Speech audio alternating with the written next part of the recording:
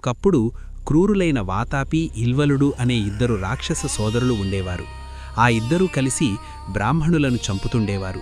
వారిలో క్రూరుడైన ఇల్వలుడు బ్రాహ్మణ రూపము ధరించి శ్రాద్ధం పేరుతో సంస్కృత భాషలో బ్రాహ్మణులను ఆహ్వానిస్తుండేవాడు. అతడు తన సోదరుడైన వాతాపిని మేకరూపంలో మార్చి శ్రాద్ధానికి తగినట్లు కూరగా వండి విధి విధానంగా శ్రాద్ధకర్మను నడిపి బ్రాహ్మణులకు భోజన పదార్థాలలో ఆ కూరను కూడా వడ్డించేవాడు. ఆ బ్రాహ్మణుల భోజనాలు ముగిసిన తరువాత ఇల్వలుడు, "ఓ వాతాపి, బయటికి రా" అని బిగ్గరగా పిలిచేవాడు. సోదరుని పిలుపును విన్న వాతాపి మే మే అని మేకలాగా అరుస్తూ ఆ బ్రాహ్మణుల కడుపులను చీల్చుకుని బయటికి వచ్చేవాడు. ఈ విధంగా నరమాంసం తినే ఆ రాక్షసులు వేల కొలదిగా బ్రాహ్మణులను చంపుతుండేవారు.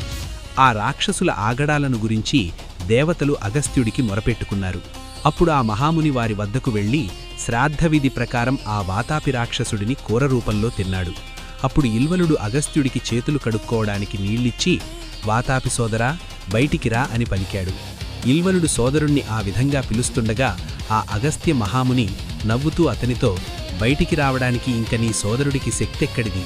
కూర రూపంలో ఉన్న వాతాపి నా కడుపులో జీర్ణమైపోయాడు. ఇప్పటికే అతడు యమలోకమునకు చేరి ఉంటాడు" అని అన్నారు.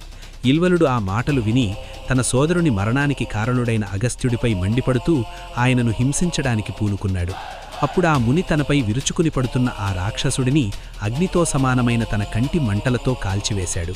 బ్రాహ్మణులపై, మంచివారిపై ఉన్న దయతో ఆ మహర్షి కష్టమైన ఈ కార్యాన్ని సాధించాడు.